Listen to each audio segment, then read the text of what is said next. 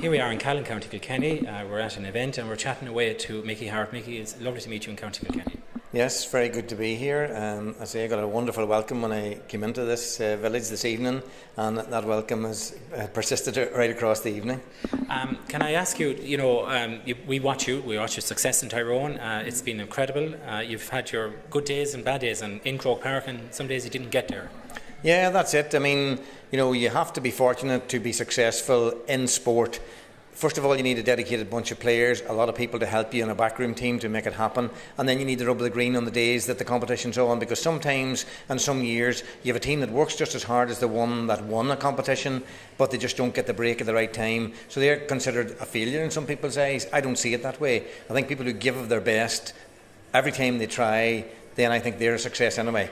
Then it's a real bonus if that turns into cups and trophies and titles. That's the bonus. Yeah, it's funny you said and we can learn from old people and young people. I was talking to a young man at 25 recently at a trade fair, and he said the pleasure he gets out of it and his family gets out of doing business is just doing delivering the very best you can. It doesn't matter about the hours and the time and the energy it takes, it's about delivering the best. Well, that's it. I think it's the whole idea of good business people is that it's not what they can get out of somebody else, it's what they can give, what they can offer. How can they add value to other people's lives? If they look at it through that particular lens and that's the goal that they set out to achieve for themselves, then they will be a success. Yeah, unfortunately, and we all got caught up in some level or way of means that, look, it's about the money, what's in my pocket, what can I achieve, what can I get? Yeah, it's easy to slip into that mode, and I suppose the Celtic Tiger, so to speak, as it was called, brought us into a false sense of anything's possible, and it doesn't make sense, but it'll work anyway. But it doesn't work. It doesn't work at the end of the day. And even human nature itself, Mickey, just to kind of dwell on it a little bit, I hear you mention quite often, and it's I'd like to hear it. You said thank God for this, and you're a man of spirituality. I looked through your book. I read some of it, not all of it. I found it very interesting. And that's being a lazy reader more than the interest in the book.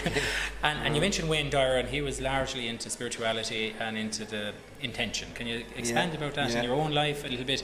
And why I ask you that is perhaps someone's looking at the video and it might inspire them to change a course of direction in life or get interested in something else, other than, we'll say, escapism or whatever. Yeah, well, I mean, I think first of all, I'm lucky that I was born into a family who were great believers in God and in the fact that God is all powerful and that everything comes from Him. Now, they didn't shove this down our throats or anything as young people growing up, but we watched their lives develop, and they went to the chapel and everything was on, and they said their prayers every night, they said the rosary in the house, there was holy pictures in the house, and they were generally good to the people who came into our house. They were helpful, they were giving, they were caring, they were sharing. That's the example I got from my parents, and I thank God for that.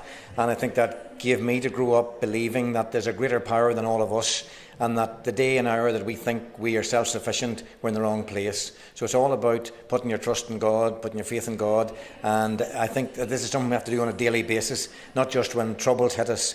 Because if you only do it when troubles hit you, it almost seems that's not the right thing to do, because you sort of are sailing along as if you're all powerful and self-sufficient, and then sometimes there's things that are beyond your control and you have to turn to God.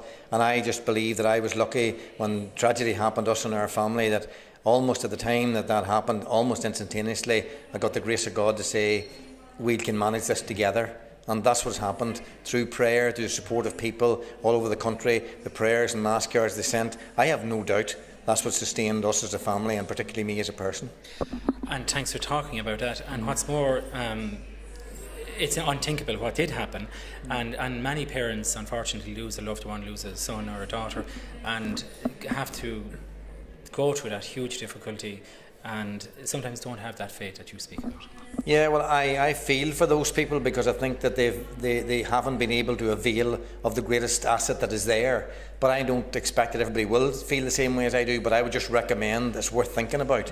And I would also say that it's not necessary that everybody will feel the same way, even with a faith of any degree, because even people within my own family come along at a different speed of recovery or a different speed of healing.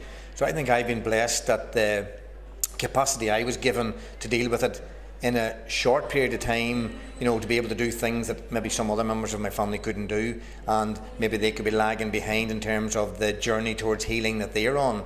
So you have to recognise that as well, that sometimes people think when someone has a bereavement or a tragedy in a family, they think that the family grieve as a unit, but they don't.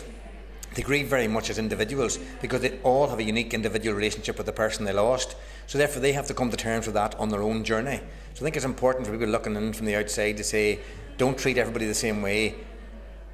Take people where you find them and be patient with them, whatever state they're in at any given time. And I think that's a good lesson for the general public to know that, don't make value judgments on people because of how they behave one way or another in the middle of a tragedy. Without a doubt, you could see someone recently bereaved smiling or laughing about something, but there's no indication, good or bad or whatever.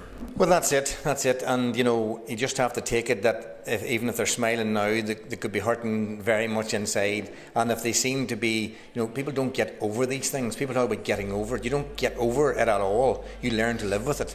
So I think you just got to use the language around these things is very important. And we're not well educated in the language that we need to use around people who have been bereaved. Because the simple language that we use, everyday language, where you might come up to someone and say, how's it going, or how are you?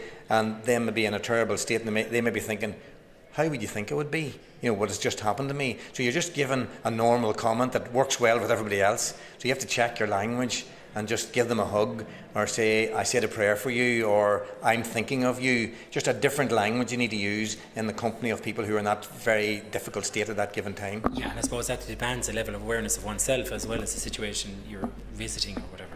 It does, of course, and but and I would understand the general public, if you don't have to deal with these things, you're not aware. So, but I think it's an education that we should all sort of be on the alert to make out for ourselves that it is happening more and more. People do suffer tragedies and difficulties in their lives. If you lift the paper every day, there's almost somebody who seem to be gone from this world far earlier than they should do, in our estimation.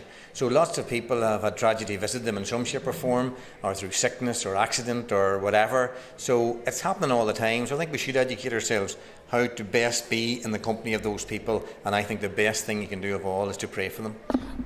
I actually agree. And Mickey Harte, can I ask you something that's not connected but connected in a different way? We see successful, we'll say GA players and other sports people, and even ordinary people in life, not necessarily experience success on the pitch or in business, but there seems to be a lot of, I don't know if you'd agree with me, escapism, either through the internet or through gambling online, or trying to purchase the next new car or whatever, handbag, shoes, whatever. It's a very commercial society, we circular society we have. Yeah, for our children and everyone. It is. That's the fact of the matter, that we're bombarded with the popular media influences. They're out there all the time, coming at us day and daily, as if to say you must have the next this, the next that. You must try to be number one in terms of your status, of what gives you this status, whether it's possessions. And it's something we just have to learn, that there is no long-term satisfaction in those kind of things. If you pursue something like that, then you want to pursue something else. You pursue something else because that wears off. So that's why I say the only real contentment and fulfillment in life that will last forever is to have a belief in a higher power, and to me that's to believe in God. And if you really are gifted enough to recognise that God is where true peace exists, then I think then we won't have to chase after these shadows anymore. Mickey Harte, nice to talk to you. Good man. Take care. Thank you.